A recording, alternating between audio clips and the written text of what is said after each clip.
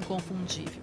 Em mais de 2 décadas de concessões, o transporte ferroviário no Brasil tem apresentado um aumento, ano a ano, na movimentação de cargas. A novidade agora é em relação ao transporte de biocombustível.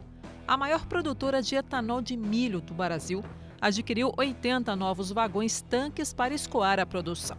Assim, o volume transportado passa de 50 para 75 milhões de litros por mês.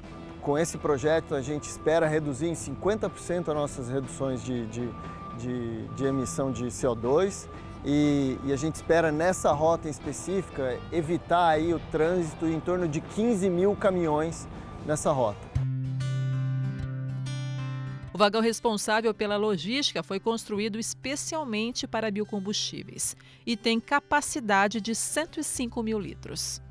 No caso do etanol de milho, o que norteou o nosso desenvolvimento foi exatamente a análise das densidades do produto que poderia ser transportado, no caso o etanol, a análise das restrições de peso sobre a via e aí, em função disso, determinar qual seria o volume ótimo da estrutura, respeitando essas condições. Nesse caso, o raciocínio é simples. Depois da estrutura carregada, quanto menor o peso do vagão, menor o esforço de tração. Assim, há uma melhor performance em relação ao consumo de combustível. O vagão conta também com uma nova tecnologia.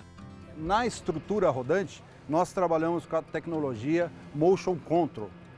Esse é um produto de nosso domínio que oferece uma negociação excelente no contato roda-trilho, diminuindo não só o desgaste de roda, como aumentando a segurança e a performance operacional. O Brasil tem cerca de 29 mil quilômetros de ferrovias. O número ainda é pequeno.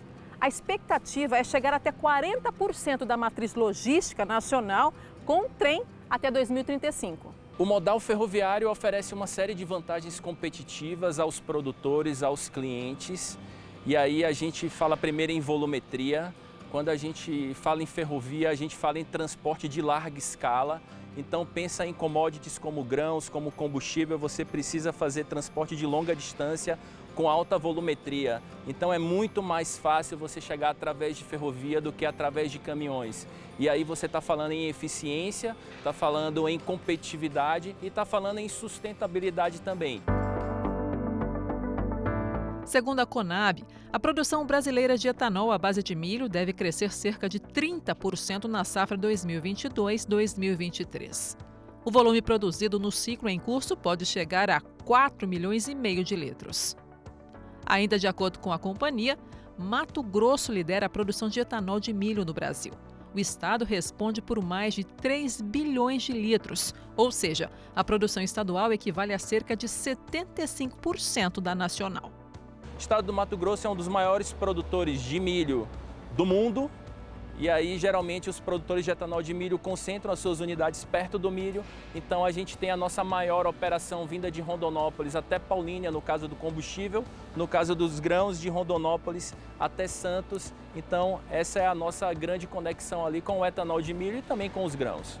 A previsão é que entre abril e junho, os 80 vagões adquiridos já estejam em plena operação, transportando 45% da produção de etanol de milho na rota entre Lucas do Rio Verde e Sorriso, no Mato Grosso, até Paulínia, interior de São Paulo. Aproximadamente 1.200 quilômetros de trilhos. Planeta Campo, patrocínio JBS. Alimentar a mudança é o nosso compromisso. O PL The Gigaton Challenge. Apoio SLC Agrícola, produzindo com eficiência e sustentabilidade.